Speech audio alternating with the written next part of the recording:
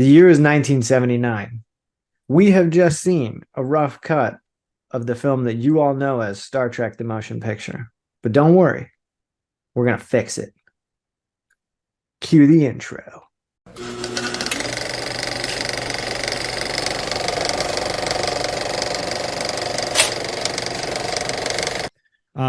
Hey everybody, welcome to the Mirror Movie Universe. I am Nate, one half of this shindig of a podcast, and across the aisle, across the country from me is Dan. Introduce yourself, Dan.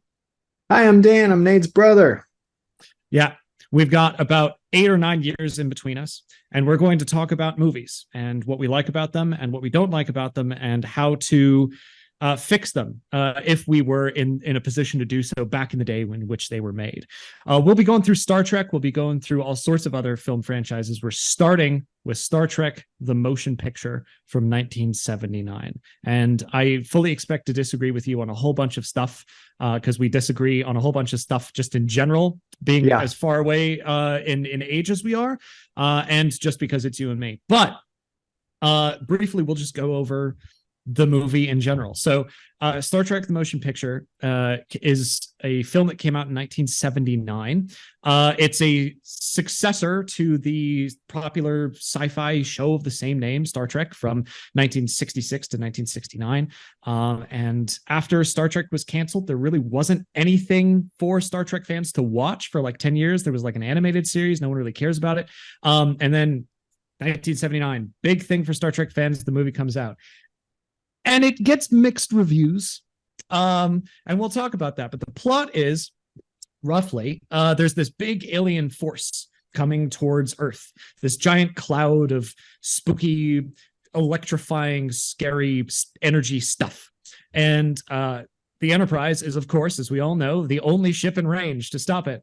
And Captain Kirk and all of our buddies from the original series, like Uhura and Chekhov and Sulu and Spock and McCoy and Scotty, all are on the ship and have to go out and intercept this scary alien thing before it destroys Earth. Along the way, we meet a couple of new faces. There's Captain Decker, who's in charge of the Enterprise before Kirk takes it back over again, and an old flame of his, Lieutenant Ilea.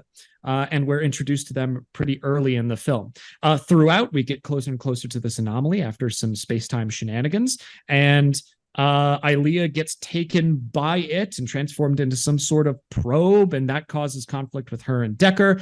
And eventually they intercept it, and spoiler alert for the audience, it turns out to be 45 years old. I don't think you need to say spoiler. If you haven't seen the movie, I don't know why you're watching this. Go watch the movie. You can watch a different YouTube video while you take a dump at work, right? Go do that. Yeah. And then come back and talk about it with us. Yeah. Go watch Star Trek the Motion Picture. It'll take you 2.5 hours to get to this point, but it turns out that the alien space probe is an old NASA probe called Voyager 6 that was launched out into space and is coming back to meet its creator. And it thinks that its creator is a machine, and it wants to meet its creator, and that's all it's trying to do. But it inadvertently will wipe out life on Earth, which is a fascinating concept. And eventually, through Decker and Ilea rejoining again, and they kind of get electrified in some kind of field or whatever, they stop the alien space probe, and then we end with Captain Kirk saying, "All right, let's go out that way," which is a very poignant ending for a Star Trek film. One of my positives, I'll talk about it later, but that's more or less Star Trek the Motion Picture. Dan, what do you like? What would you fix about it? Because there's a lot to fix about it. Let's talk about the positives first. So, you said, this is 10 years after the original series, as it's now known, ends. Star Trek, the original series, struggled on television. There was that letter writing campaign to try to get it brought back before it's even second season. Then it got a third season, and it did not do well. It's done okay on reruns, but really it shouldn't have gone anywhere. Gene Roddenberry tried to bring it back. So the biggest positive, this movie kicks off everything that comes after. This movie kicks off all the sequels that are movies. It kicks off all the TV shows, Next Generation, Deep Space Nine, Voyager, even Enterprise. It all traces its back to the motion picture. Mhm. It made $139 million on a budget of 44 million. So pretty successful by studio standards. I mean, not like a huge hit, but really good enough to keep going and going and Mhm. going. It's awesome. Mhm. I love that they brought back everybody from the original cast. You named them all, even Dr. Chapel instead of Nurse Chapel. She's a doctor Yes, now, they and did. Janice She's an Rand. That MD was a now, nice as McCoy touch. says. Yeah. Mhm. Yeah, bringing those Yeah. people back. I liked that.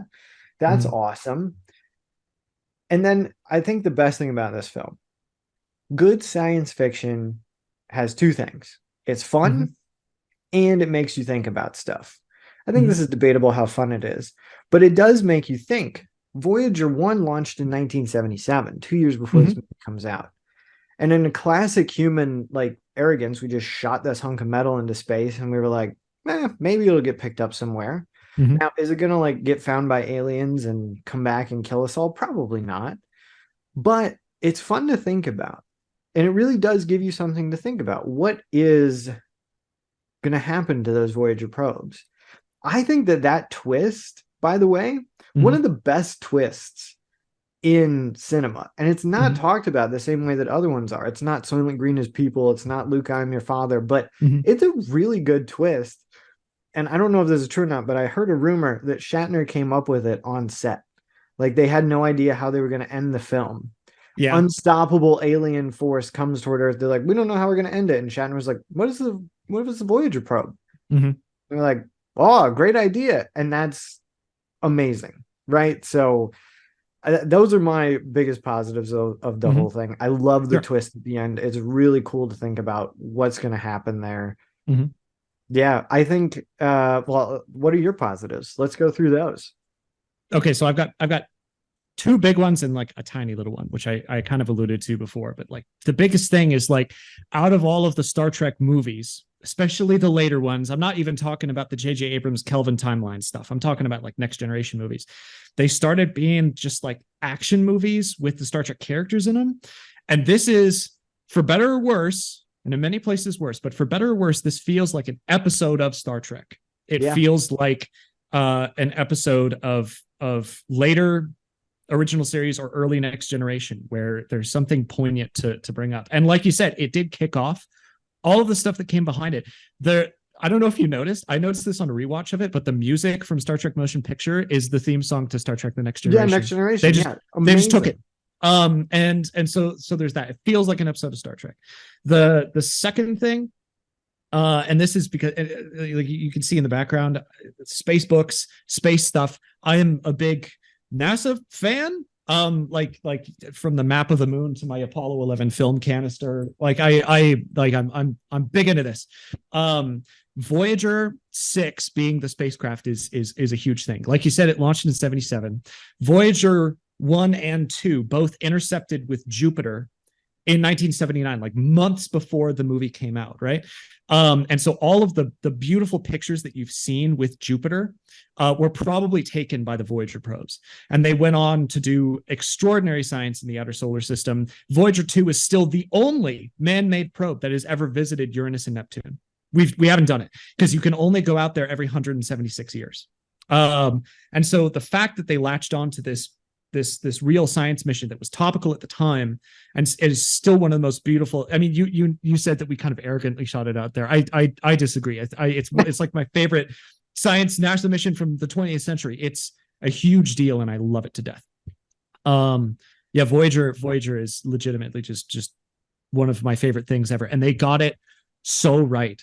It looks exactly like Voyager 1 and 2 at the end, and this is why I don't think Shatner would have thought it up on the set, because that would have taken time to research and put together, because it's at the right scale, it's got all of the right attachments, the antennas in the right location, they have like the boom arm for the thermoelectric generator.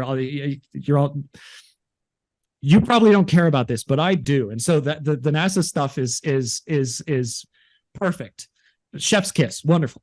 And then the little thing that I love about motion picture is the ending where they're like, Sulu's like, give me a heading, sir. And then there's that last little bit where Kirk is like out there, that away.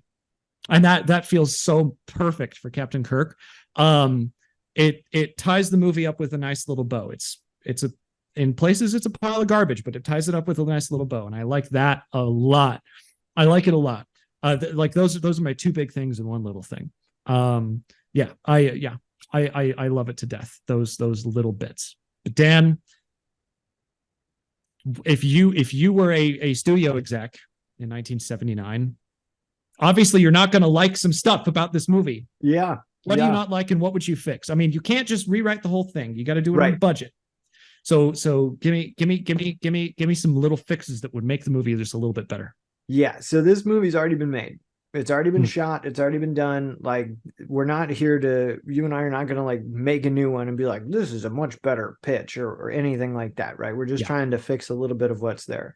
This is tough because this movie reminds me a lot of that Old Spice commercial, because it was a TV show, then it was a movie, then it was a TV show, then it was a movie. It went back and forth so many times, and you have like these holdover characters that from when it was going to be a TV show that really don't get that much to do, and I feel genuinely bad for the actors and actress there, because they do the best with what they're given. A lot of times this movie gets a lot of flack for its length. So I thought about doing something with that. The special effects shots especially just seem to go on forever. But then I just thought about, like, this is 1979. Star Trek up until this point has only been seen on a 24-inch color television. So to see the Enterprise on the big screen is incredible. And we're looking at it 40 years later going, is it really that good? But at the time, amazing. And it's like lampooned so many times, you know, Shatner looking at the Enterprise as it's coming up on the shuttle. But it's so cool to see that for the first time, to see something that's not just a little model going, you know? So here's my fix. Yeah. And I'm curious what you're going to think of it. Okay. A lot of different movies get credited for making the motion picture into a movie. Star Wars does. I've heard Close Encounters of the Third Kind. I think it's a lot closer to 2001: A Space Odyssey, both in terms of like the plot with this maniacal computer thing and in terms of the design. The problem with the Star Trek the motion picture, and I say this with love, is that it's boring, not just in terms of the plotting, but visually. Everything is beige. Everything is off-white. Everything. It's the only movie where their uniforms are that terrible gray. Because after this, they go to red. And then before, they had all the multicolor stuff from the 60s. Exactly. And thinking back to the original series, even some of those episodes were kind of boring, but they were always visually engaging. So here's my fix. It's 1979. Yeah. Colorization technology exists. They have started coloring black and white films. Takes off in the 80s, but it exists in the 70s. It is there. So I am going to colorize the uniforms. Can't change the style, but I'm taking away the whites. I'm taking away the beiges. I'm taking away that light blue that if you went to Lowe's and you saw the paint swatch, you'd be like, is this actually blue or is it like just white? Yeah. All of that gets colored. It's vibrant. It's beautiful. It's something to look at, even when there's not that much going on. I have no idea what that would cost or anything. Yeah. It's technically feasible given the time frame. What do you think? I think that's a great idea. And I didn't even think about what to do with the visuals, because you're right. There's a lot of, visual blandness. And what do you do to do that? You can say, I'll cut 20% out of the movie and make it tighter, but that's kind of a cop out. Visually making it more interesting is doing that. And basically what they're doing when they colorize stuff is they're rotoscoping the color onto the top. It's the same thing that they did with the glow of the lightsabers to make them red and blue in Star Wars. Right. So I really, really like that. The whole idea, I mean, I get it of why they're all in beige uniforms and it's all beige. The Enterprise has been refitted. It's more utilitarian. It's more Spartan and all of this kind of stuff. And it feels closer to kind of like the drab uniforms that like NASA people were wearing, and they're trying to tie it into NASA, and that's fine. But they do that so much better in Wrath of Khan, and those uniforms are so much more interesting. You got like the white turtleneck thing with like the red buttons on one side. They look so cool, even though they're all the same, and they make it more visually interesting. Yeah, in the Wrath of Khan and the films that follow, it looks like very militaristic. Very cool. They've almost got like the little sash thing coming across. In this one, it looks like 70s loungewear. It looks like they're all in pajamas. I thought it looked like they were all in like One Flew Over the Cuckoo's Nest, like Yes. they were all in an insane asylum or something. Yeah. It's nuts. All it's right, absolutely crazy. Hit me. What's your fix? Okay, so when I was thinking about this, okay, so when you were like, oh, I want to talk about the motion picture, I was like, great. And before I rewatched it last week, I thought, oh, I would just fix what I hated as a kid. And I remember the first time we got this movie, we brought it home from Blockbuster. You had seen it. Our family had seen it. I had not seen it yet. I was like 8. And I loved Star Trek. I had watched all of like the VHS tapes that we taped off of TV, the same 20 to 25 episodes of Star Trek over and over and over again. I loved them all. Even the one where they go to the Nazi Germany planet. But there's the main thing that got me as a kid is that when Spock shows up on the Enterprise, he's nobody's friend. He is completely different. And I was like, oh my God, why isn't Spock being nice to anyone? Like, he doesn't have emotions, but he's nice. And I remember that affecting me as an 8-year-old. I was like, why isn't he friendly with anyone? And I didn't like it at all. But that's not what I would fix. I thought, oh yeah, I'll just fix that and I'll just watch this for posterity. No, I'd fix Kirk. Something with his character, because Kirk shows up like Spock. He's very withdrawn. He's not very, very happy-go-lucky about anything. You get a little glimpse of it with that away at the end of the movie, but that's it. And he shows up and he takes the Enterprise away from this other guy. And that didn't bother me as a kid, because as an 8-year-old, you see an adult taking something away from someone, you're like, oh, he's just acting like an adult. Like, and Spock, who's, he's a nerd like me. He doesn't understand how people talk like me. Like, why isn't he being nice to people? That affected me as a kid. As an adult, I'm like, oh, Kirk's just a jerk in this movie. Yeah, he comes across like a total a-hole. Yeah, you can't cut that stuff out without kind of ruining the pace. So I was debating just cutting the scenes where he takes it out, but then you still have to know who Decker is. So here's what I'd do. Okay, I'd pay a little money to get Shatner back on the lot. And I'd get some other actor to play like a Starfleet admiral, and we just do an interior shot scene, really flat, where they explain that like Decker is the nephew of like Captain Pike or something. I love he's it. like, and Kirk feels very protective of Decker because he's the nephew of Captain Pike. Maybe Captain Pike's sister was like, Kirk, you can't get him into Starfleet. It killed my brother or something. And Kirk is like, well, I'll just put him on the Enterprise. It's the best ship, and it's not going to go. It's just doing science stuff. It's not going to go out into deep space and do dangerous things anyway. But then this alien thing is coming towards Earth, and the Admiralty's like, Kirk, we're going to send off the Enterprise. And Kirk is like, I can't put Decker in harm's way because he's my buddy's nephew or something, or his son. I don't know. It's 1979. The stuff around Captain Pike hasn't been decided yet. I can't put him in harm's way. I'm going to take over control of the Enterprise, and I'm not going to tell him why. Maybe there's a little conversation where it explains the animosity between Decker and Kirk, where the Admiral's like, oh, I heard that you pulled his application to the Academy or something, and he's still mad at you about that. And Kirk is like, well, I was trying to protect him. And there's a lot of stuff that you can do with their relationship with each other.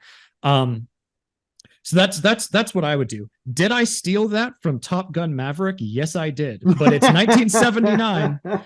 It's 1979, and that movie won't be released for another like 37 years. So right. I don't have to worry. And then they stole it from you by that point. So. Yeah. In this big timeline. But yeah, I'd make Kirk I'd shoot an insert scene at the beginning and make Kirk be like protective of Decker because he's related to Captain Pike or something, or maybe he's Kirk's nephew or something. But as it stands, Kirk just comes in like a jerk and takes the Enterprise away from this guy just because he wants it.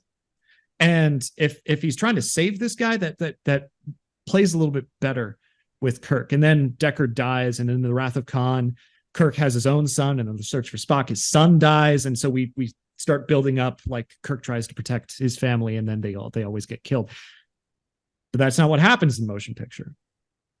It was not fixed by Nate in 1979. But I absolutely love it, and it reminds me a lot of an original series episode where Kirk is acting very irrational and he's being a kind of a jerk to the whole crew, and he's ordering them across the neutral zone into Romulan space. mm-hmm. And the whole thing is because then it's plausible deniability for the rest of the crew.